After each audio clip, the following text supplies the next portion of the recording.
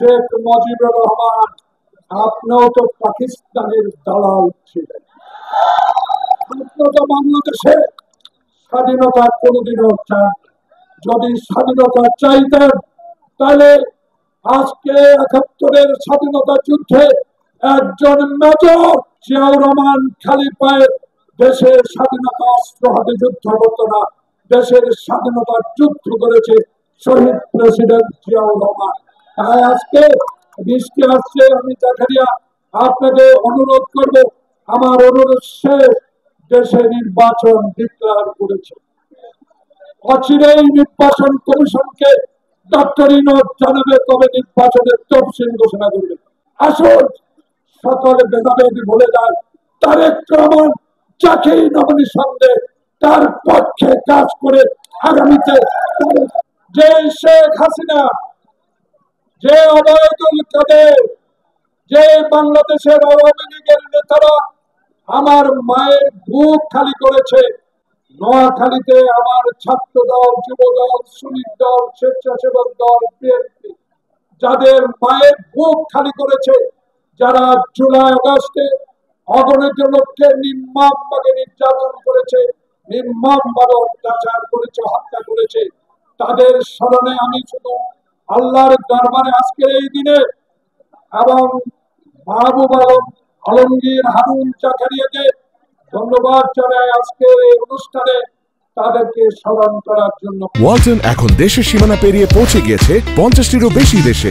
ওয়ালটন, ঘরে ঘরে, বিশ্বজুড়ে।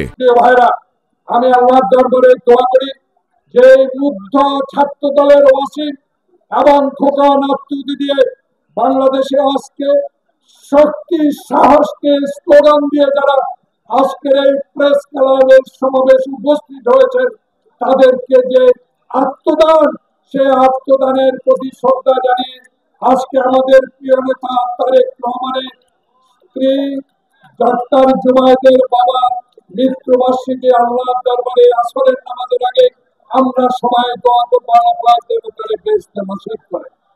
প্রিয় ভাইরা, আমার জন্য না, আমি আলম, হারুন এবং জাকারিয়াকে অনুরোধ জানাবো, আপনাদের শক্তি সাহস আমাদেরকে মুগ্ধ করেছে, কিন্তু আজকে মুখ খুলে একটি কথা বলে যেতে চাই, নোয়াখালীর মানুষ আপনাদেরকে সম্মান দিবে, আপনাদের ঐতিহ্যকে রক্ষা করবে।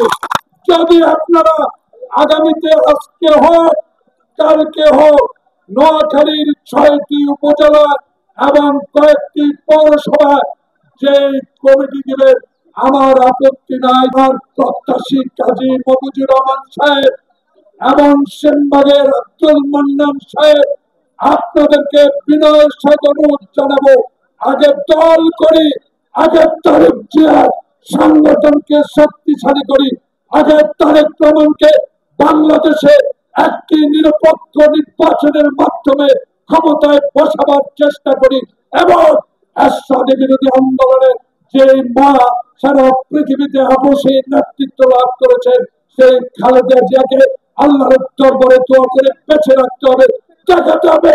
শেখ হাসিনা বলেছিল জিয়াউর রহমানের খবর আমি রাখবো না, যে শেখ হাসিনা বলেছিল বিএনপির অস্তিত্ব বাংলাদেশে রাখবো না, যে হাসিনা বলেছিল জামাত বিএনপি এদেশ থেকে নিশ্চিহ্ন করে দেওয়ার সর্বশক্তি আল্লাহ দিয়েছে।